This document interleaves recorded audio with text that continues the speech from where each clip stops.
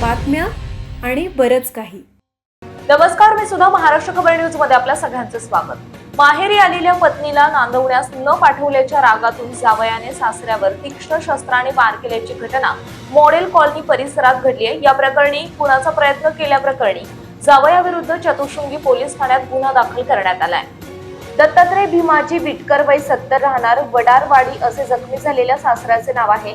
या प्रकरणी त्यांचा मुलगा शशिकांत विटकर वय 40 यांनी पोलिसांमध्ये फिर्याद दिली असून मधुकर हडकमोल वय 45 राहणार आमोदा जिल्हा जळगाव याच्या विरुद्ध गुन्हा दाखल करण्यात आला.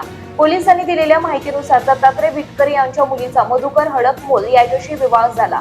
कौटुंबिक वादातून त्यांची मुलगी गेल्या 4 महिन्यांपासून माहेरी राहत होती. तिला पुन्हा नांदवण्यास पाठवावे अशी मागणी आरोपी जावयाने विटकर यांच्याकडे केली होती.